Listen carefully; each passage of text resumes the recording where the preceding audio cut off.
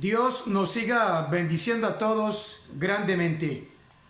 Es un gusto nuevamente de poder estar en contacto con todos ustedes, siempre dándole toda la gloria a Dios Padre, a Dios Hijo y a Dios Espíritu Santo.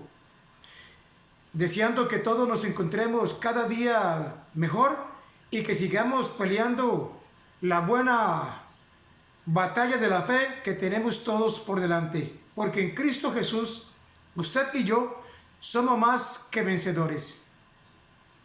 Hoy vamos a estar hablando del tema oposición antes del culto. Y qué lindo, hermanos y hermanas, amigos y amigas, compañero que me escucha, familiar, es cuando vamos a un culto. Muchos tal vez se preguntarán qué es un culto. Pues bien, bíblicamente hablando, es cuando celebramos servicio, fiesta, banquete a Dios.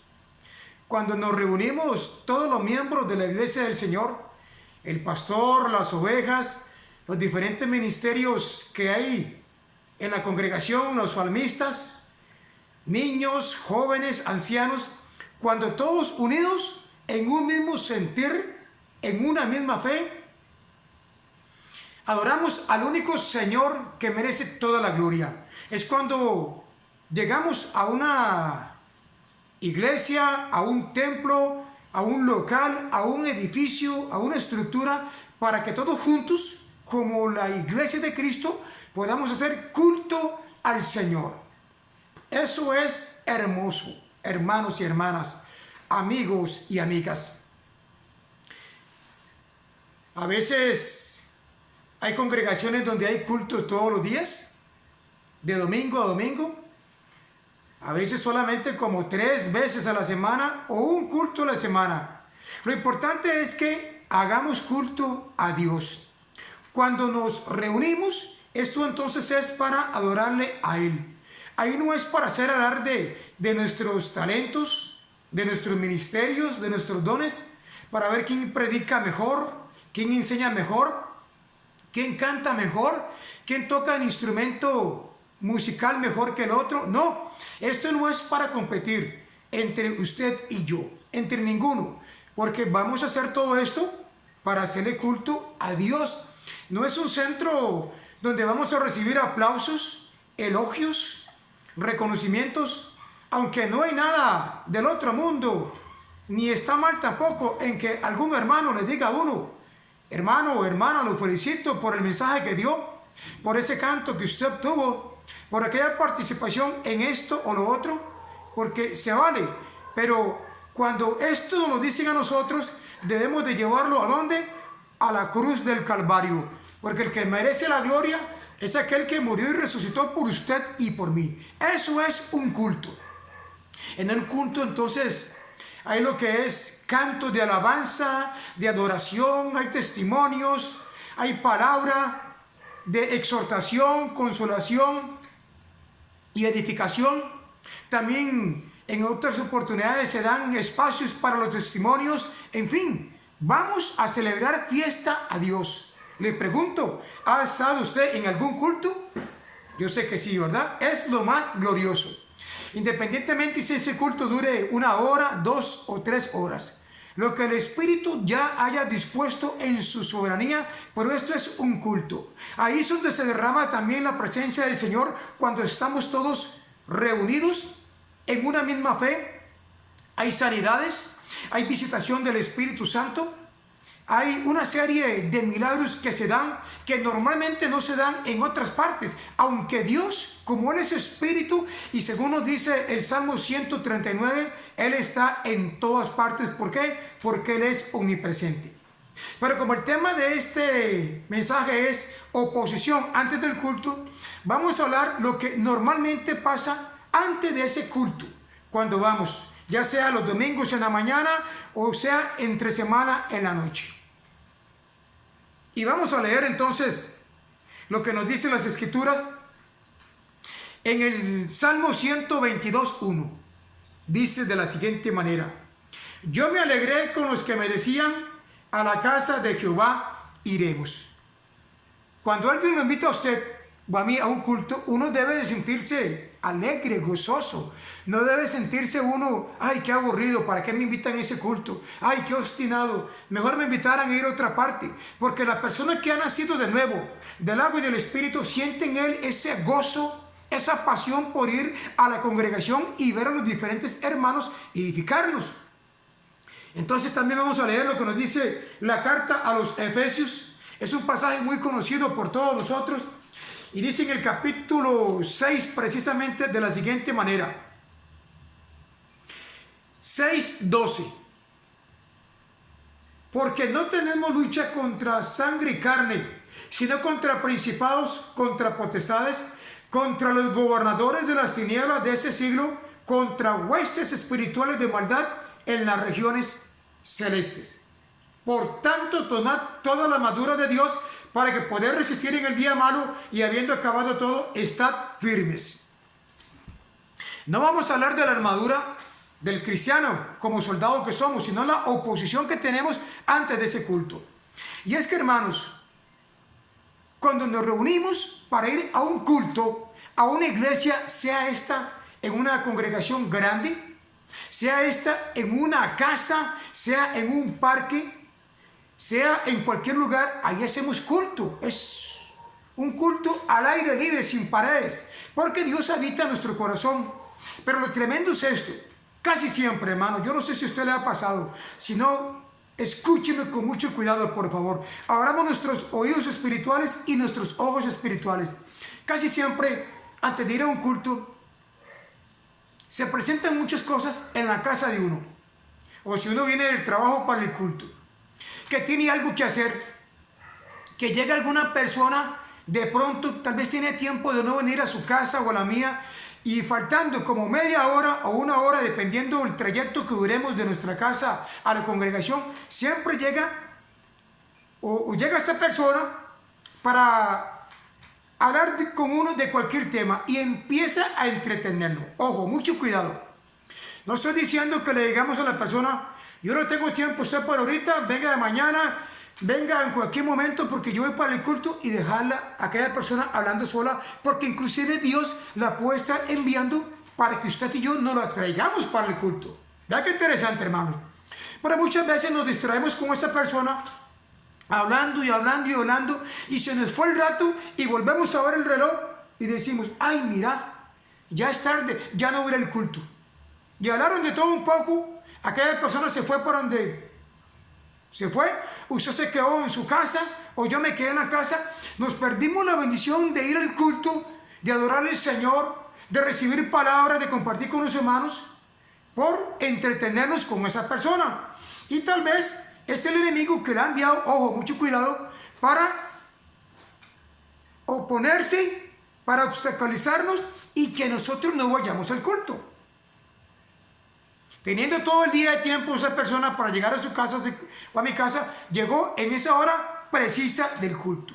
Pero uno no lo nota como una posición del enemigo, sino que lo ve como algo normal. Mucho cuidado, hermanos, porque Satanás quiere ganar ventaja sobre nuestras vidas, sobre usted y sobre mí.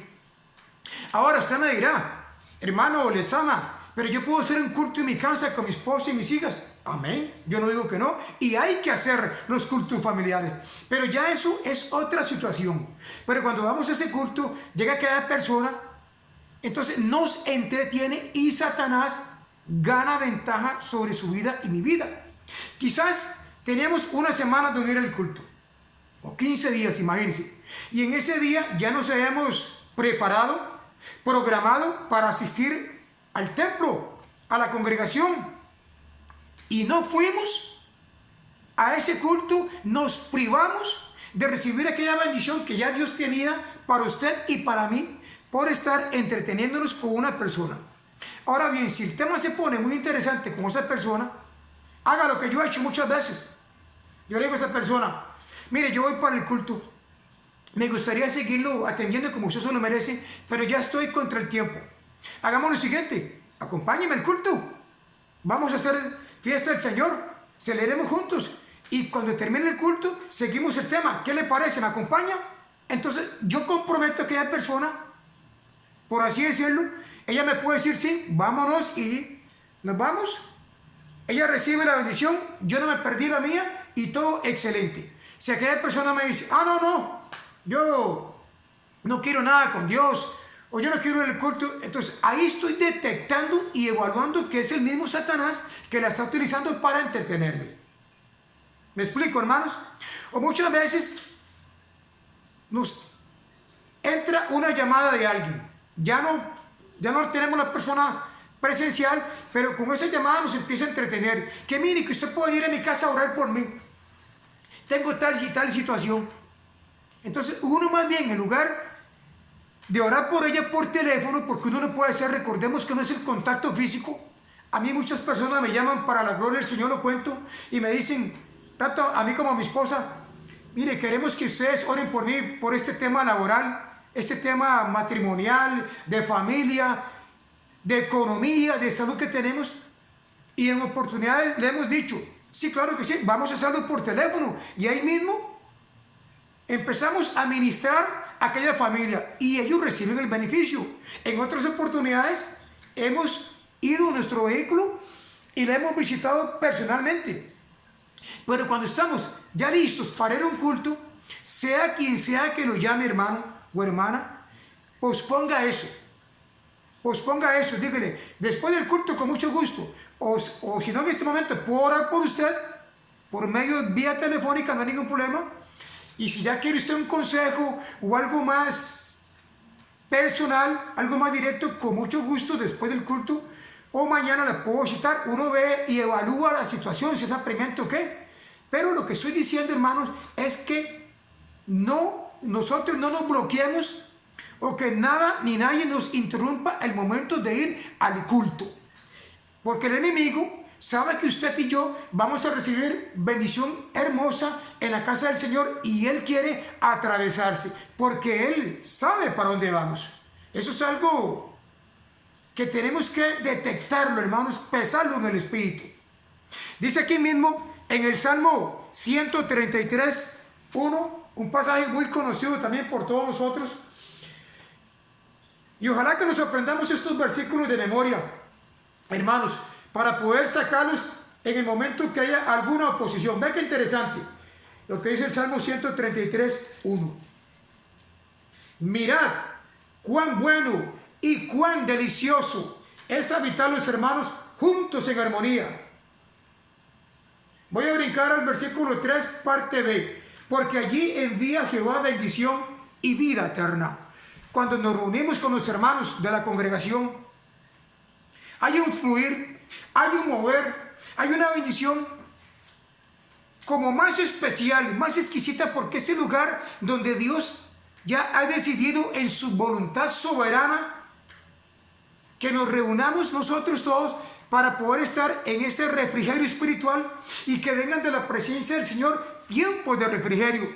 El enemigo sabe eso y va a hacer todo lo que sea y lo que sea a su alcance para evitar de que usted y yo vamos al culto. O vamos a ir al culto, ya nos estamos preparando y no encontramos algo, lo que sea, póngale nombre, un zapato. A veces no encontramos hasta la Biblia, ¿ve qué interesante? No encontramos los anteojos, la llave del carro, de la moto, no encontramos algo y empezamos ahí como a distraernos y dónde estará y dónde estará. Y ya se nos dio el tiempo, los minutos, y ya últimamente vemos que ya es tarde y decimos, uy no, qué vergüenza, llegar a medio culto y entrar y que todo el mundo me vea, no, mejor me voy a quedar aquí. El próximo domingo, el próximo martes, el próximo viernes voy. Y ya no fue el todo. Y se quedó en la casa y se perdió esa bendición. Hermanos, el enemigo hace lo que sea con tal de oponerse a ese culto. Hay otra cosa muy interesante, que antes de ese culto muchas veces se generan discrepancias, diferencias de temas entre el esposo y la esposa, y los hijos, y los que estén en casa. Si está el abuelo, si está el nieto ahí, hay como un conflicto y empiezan un debate y un disgusto. Y más de una vez tal vez le dice el que está en la casa al otro, digamos, le dice el inconverso al creyente, y usted no dice que es cristiano, y vas a ir a la congregación después de haber tenido ese pleito conmigo, esta discusión, no sea tan hipócrita, no sea tan pariciado, ni vaya a la congregación, no le da vergüenza. Y uno empieza a prestar oído al enemigo que está utilizando a aquel familiar para que lo enjuicie a uno. ¿Me explico, hermanos? Yo no sé si a usted le ha pasado. A mí me ha pasado, yo sé que a más de uno le ha pasado. Lo que pasa es que a veces no lo vemos como tal. Recordemos que el enemigo trabaja en el campo celeste, en los aires, y él hace lo imposible por medio de sus secuaces, por medio de sus demonios, de generar todas estas diferencias, esta turbulencia en la familia, y máxime cuando vamos a hacer un culto. ¿Y qué digo cuando vamos a hacer un culto en nuestra casa? Que le decimos a nuestra esposa, a nuestros hijos, o invitamos a alguien más, siempre va a haber una oposición. Esto es verídico, hermanos. Yo le digo, analícelo usted para que vea en estos próximos cultos que usted vaya a ir, ya sea en la mañana, noche, a cualquier hora, y máxime todavía, oiga bien lo que le voy a decir. Si usted y yo somos los que estamos al frente de esa hora, si somos los pastores, o somos el que tenemos la campaña evangelística esa semana, o si somos el misionero, va a haber siempre más oposición. Pero esto es lo más importante. Mientras más oposición haya, más va a ser la gloria del Señor que se va a derramar en su vida, en mi vida y en toda la congregación en general. Cuando uno empieza, hermanos, allá a detectar esto y a sopesarlo en el Espíritu, no hay diablo, no hay demonio, no hay infierno que lo pueda detener a uno. Entonces uno se va a ir con toda libertad, con toda la pasión, con todas las fuerzas y con toda la gana a celebrar el culto a aquel que lo libertó, a aquel que lo sanó, a aquel que dio vida y vida en abundancia. No nos perdamos un culto, hermanos. No digamos, últimamente si no voy al culto de ahora, voy al de mañana. Cada día es diferente uno al otro. Y ni siquiera vamos a saber si tenemos la oportunidad de mañana estar vivos para ir a ese culto.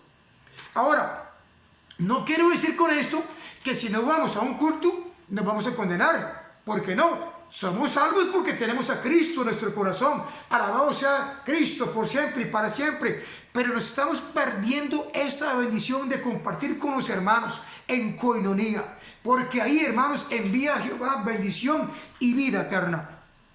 De hoy en adelante, si sabemos que vamos 3 veces por semana al culto, a los cultos, sí. Si vamos solamente una vez por semana, o si vamos todos los días como usted se acomoda en su agenda, el tiempo disponible que usted tenga, porque no todos tenemos la misma disponibilidad de tiempo, ya que tenemos diferentes roles de trabajo y distancia para llegar a las congregaciones, pero el día que usted haya apartado para congregarse, vea que nada, ni que nadie se le oponga, le haga oposición, le estorbe, por así decirlo, para que usted vaya a disfrutar de la presencia del Señor con los demás hermanos.